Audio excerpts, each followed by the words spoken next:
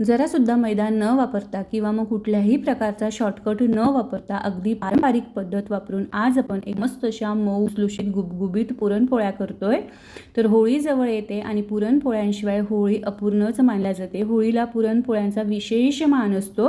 तर ह्या पुरणपोळ्या बघून तुम्हाला लक्षात आलंच असेल की यात मी किती भरगच्च पुरण भरलेलं आहे आणि पुरण एकसारखं मस्त काठापर्यंत पसरलेलं आहे। तरीसुद्धा ह्या पोळ्या अजिबात फाटलेल्या नाही आहे, तुटलेल्या नाही आहे, मस्त मऊ लुसलुशीत बनून तयार झालेल्या आहेत। तर अशा पद्धतीच्या परफेक्ट पुरणपोळ्या करण्यासाठी ना डाळ शिजवण्यापासून तर पोळी भाजेपर्यंत भरपूर साऱ्या बारीक सारीक टिप्स मी व्हिडिओमध्ये शेअर केलेल्या आहे, जेणेकरून नवशिके आहे ना ते सुद्धा अगदीच पहिल्याच प्रयत्नात परफेक्ट अशी पुरणपोळी करू शकता।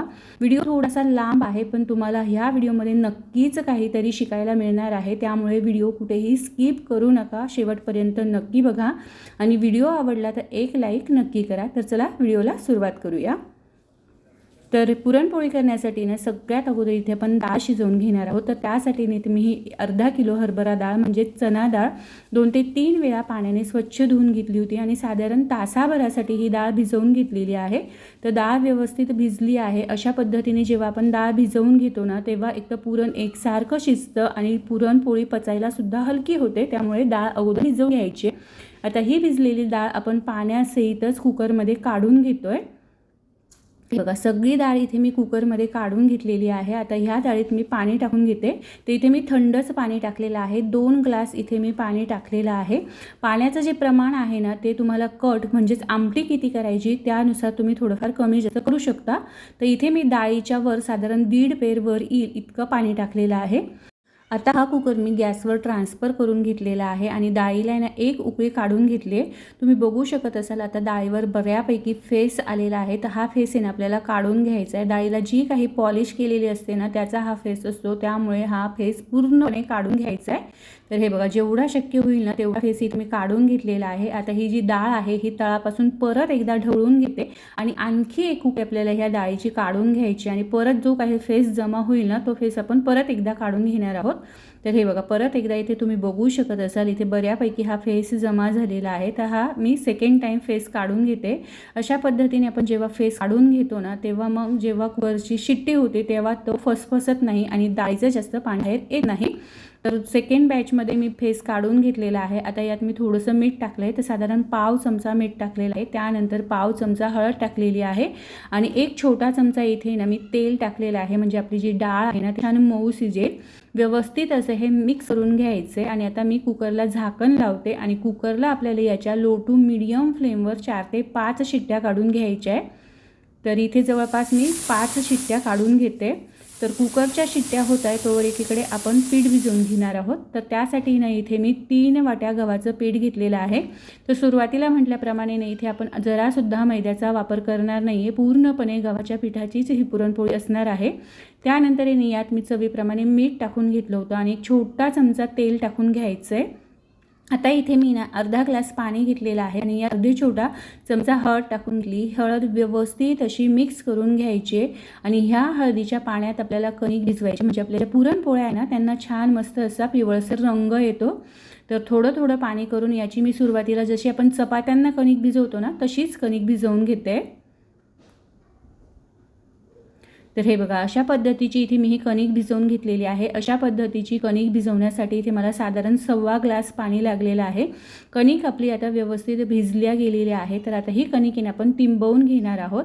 तर त्यासाठी इथे मी 2 मोठे चमचे तेल टाकलेलं आहे साधारण आणि त्यानंतर 2 चमचे इथे आपल्याला पाणी टाकायचं आणि ही कणिक आपल्याला व्यवस्थित अशी तिंबवून घ्यायची किंवा मग मळून घ्यायची।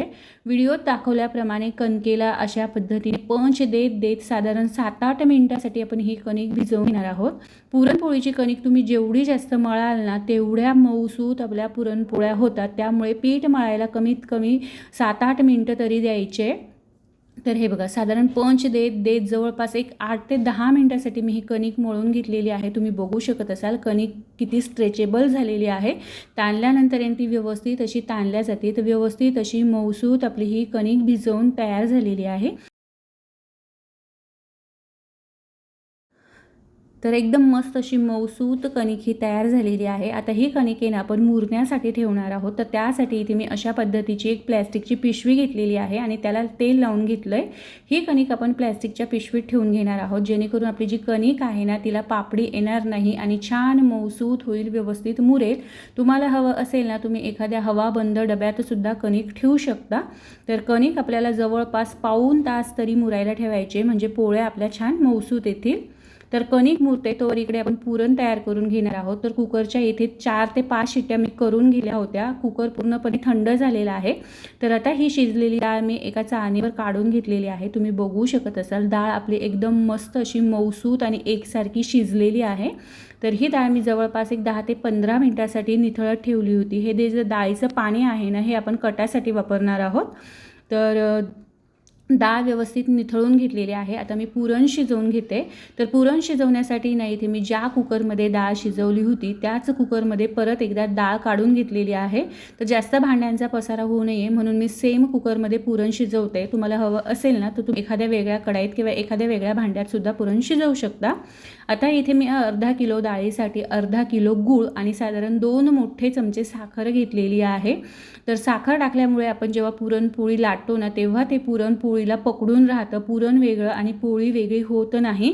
त्यामुळे 2 चमचे का होईना साखर नक्की टाकायची। तर सगळा गूळ आणि साखर मी कुकरमध्ये टाकून घेतलेली आहे आणि हा कुकर परत एकदा गॅसवर ट्रान्सफर केला आहे। आता आपण हे पुरण व्यवस्थित असं शिजवून घेणार आहोत। तर सुरुवातीला गूळ आणि डाळ व्यवस्थित अशी मिक्स करून घ्यायची आणि गॅसची फ्लेम आपल्याला लो टू मीडियम ठेवायची आहे। अधनंमधनं तुम्ही गॅसची फ्लेम वाढवू शकता, जेणेकरून पुरण पटकन शिजेल। फक्त पुरण शिजवताना अगदी काठापासून ढवळत राहायचं आहे, नाहीतर मग पुरण खाली लागू शकतं। तर हे बघा एकसारखं अधनंमधनं ढवळत आणि अधेमध्ये गॅसची फ्लेम मोठी करत साधारण मी हे 15 मिनिटांसाठी हे पुरण शिजवून घेतलं आहे। तर तुम्ही इथे बघू शकत असाल एकदम परफेक्ट असं आपलं हे पुरण शिजलेलं आहे। पुरण जर जास्त घट्ट असेल ना तर मग आपल्या ज्या पोळ्या आहे ना त्या वातड्या होतात आणि पातळ असेल तर पोळ्या लाटल्याच जात नाही किंवा मग त्या लाटताना फाटतात। तर पुरण परफेक्ट शिजणं फार गरजेचं आहे। तर पुरण परफेक्ट शिजले की नाही हे कसं ओळखायचं, तर अशा पद्धतीने एखादा चमचा त्यात उभा करायचा, चमचा आधाराशिवाय उभा राहिला की समजायचं आपलं पुरण परफेक्ट शिजलेलं आहे।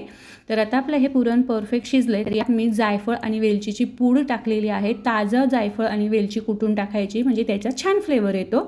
जायफळ आणि वेलची टाकल्यानंतर परत एकदा मी हे व्यवस्थित असं मिक्स करून घेतलं होतं आणि गॅस आता मी बंद केला आहे। तर पुरण आपलं गरम आहे तोवरच आपल्याला पटापट हे गाळणीने गाळून घ्यायचं आहे।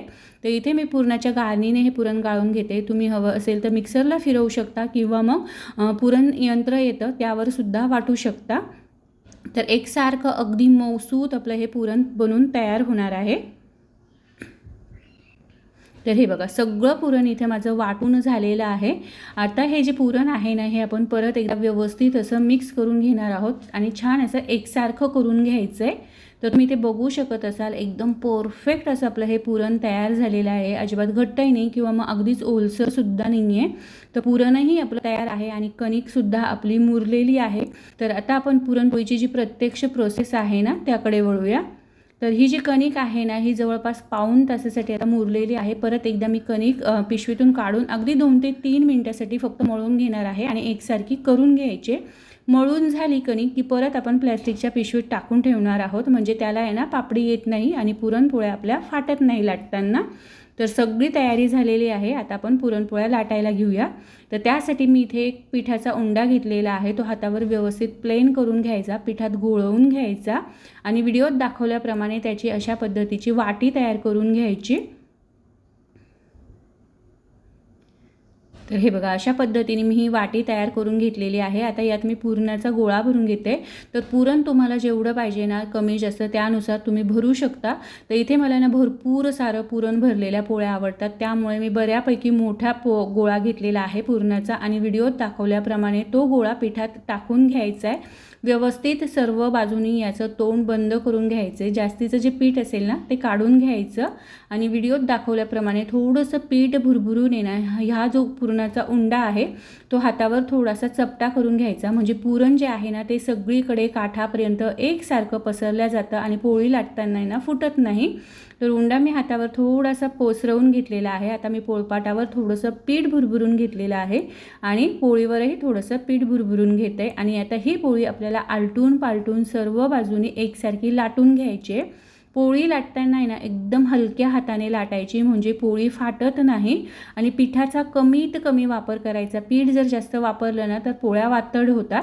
तर हे बघा एकदम सारखी अशी ही पोळी मी भाजून घेतलेली लाटून घेतलेली आहे। आता ही पोळी आपण भाजून घेऊया। तर त्यासाठी इथे मी तवा व्यवस्थित असा तापवून घेतलेला आहे। तवा व्यवस्थित तापला की आपण पोळी टाकून घेणार आहोत आणि साधारण 1 मिनिट आपण याची साईड चेंज करून घेणार आहोत आणि आलटून पालटून ह्या पोळ्या व्यवस्थित अशा भाजून घ्यायच्या आहे। तर इथे मी तूप लावून पोळ्या भाजून घेतलेल्या आहे। तुम्ही तुमच्या आवडीनुसार तेल लावून सुद्धा पोळ्या भाजू शकता।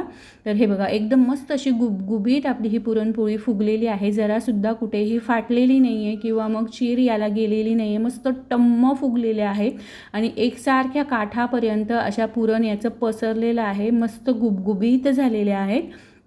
तर राहिलेल्या ज्या पुरणपोळ्या आहे ना त्यासुद्धा मी अशाच पद्धतीने लाटून आणि भाजून घेणार आहे। तर इथे आपल्या ह्या होळी विशेष एकदम मस्त अशा मऊ लुसलुशीत गुबगुबीत पुरणपोळ्या तयार झालेल्या आहेत। राहिलेल्या ज्या पुरणपोळ्या आहेत ना त्यासुद्धा मी अशाच पद्धतीने लाटून भाजून घेतलेल्या आहे। तुम्ही बघू शकत असाल सर्वच पोळ्या एकदम मस्त अशा टम्म फुगलेल्या आहे, मस्त गुबगुबीत झालेल्या आहेत। एकसुद्धा पोळी माझी फाटली नव्हती।